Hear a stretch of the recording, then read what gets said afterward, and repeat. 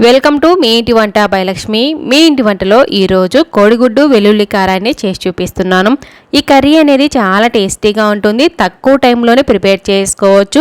ఎప్పుడన్నా నోరు బాగలేదు, ఏమీ తినబుద్ధి కాలేదు అనుకున్నప్పుడు ఇలాంటి కర్రీ ప్రిపేర్ చేసుకొని తిన్నామంటే చాలా టేస్టీగా అనిపిస్తుంది. తప్పకుండా ట్రై చేసి చూడండి.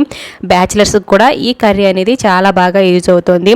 ఇక మనం లేట్ చేయకుండా వీడియోలోకి వెళ్ళిపోదాము. ఈ కోడిగుడ్డు వెల్లుల్లి కారాన్ని ప్రిపేర్ చేసుకోవడానికి ముందుగా ఒక మిక్సీ జార్ తీసుకోవాలి.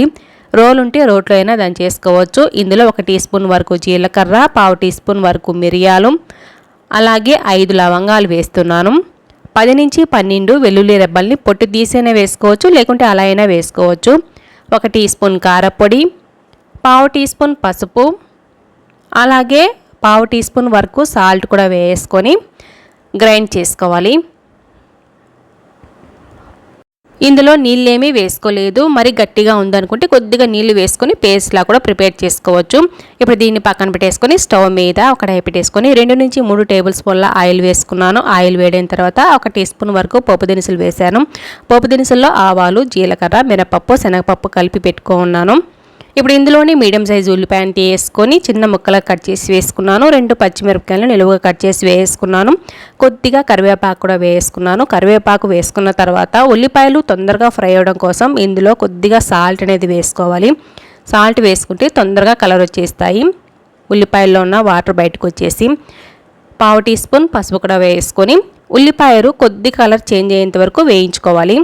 చూసారు కదా, ఇలా వచ్చిన తర్వాత ఇప్పుడు 4 కోడిగుడ్లను తీసుకొని ఇందులో కొట్టి వేసుకొని పైనుంచి కొద్దిగా కారపొడి చల్లేసుకున్నాను. ఇప్పుడు మూత పెట్టేసుకోవాలి 1 నిమిషం పాటు. 1 నిమిషం తర్వాత మనకి ఇలా ఉంటుంది. ఇదంతా మీడియం ఫ్లేమ్లోనే ఉండాలి, హై ఫ్లేమ్లో పెట్టకూడదు.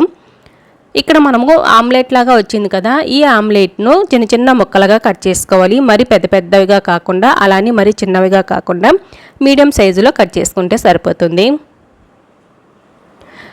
మీకు ఎలా ఇష్టమైతే అలా కట్ చేసుకోవచ్చు. మీ ఇష్టానుసారంగా కట్ చేసుకుంటే సరిపోతుంది. చూసారు కదా, ఇలా వచ్చిన తర్వాత చిన్న చిన్న ముక్కలుగా కట్ చేసుకోవాలి గరిటె సాయంతోనే.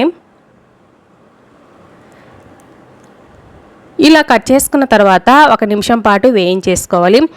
1 నిమిషం పాటు వేయించుకున్న తర్వాత ఇప్పుడు ఈ ఫ్రై చేసుకున్న వాటిని వేరొక ప్లేట్లోకి వేసుకోకుండా కడాయిలోనే ఒక సైడ్కి పెట్టేసుకొని ముందుగా గ్రైండ్ చేసుకున్నాం కదా వెల్లుల్లి కారాన్ని, ఆ కారం వేసేసుకున్నాను. ముందే చెప్పాను కదా, మరీ గట్టిగా ఉంటే కొద్దిగా నీళ్లు చల్లేసుకొని కలిపేసుకోవచ్చు. ఎక్కువ గిన్నెలు కూడా పట్టకుండా మనకు చాలా ఈజీగా అయిపోతుంది ఈ కర్రీ అనేది. చూసారు కదా, పచ్చివాసన పోయేంత వరకు వేయించేసుకొని ఇప్పుడు మొత్తం కూడా బాగా కలిసేటట్టు కలిపేసుకోవాలి. ఇలా కలిపేసుకున్న దాన్ని మళ్ళీ ఒక 2 నిమిషాల పాటు వేయించేసుకుంటే సరిపోతుంది. మొత్తం కూడా బాగా కలిసేటట్టుగా కలిపేసుకుంటున్నాను.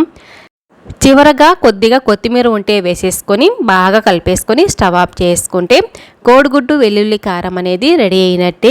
మీరు కూడా మీ ఇంట్లో తప్పకుండా ట్రై చేసి చూడండి, చాలా టేస్టీగా ఉంటుంది. మీకు ఈ వీడియో నచ్చినట్లయితే తప్పకుండా ఒక లైక్ కూడా చేయండి. అలాగే కొత్తగా చూస్తుంటే సబ్స్క్రైబ్ చేసుకోవడం మాత్రం అసలు మర్చిపోకండి. మీ ఫ్రెండ్స్కి, రిలేటివ్స్ కూడా షేర్ చేయండి. Thanks for watching.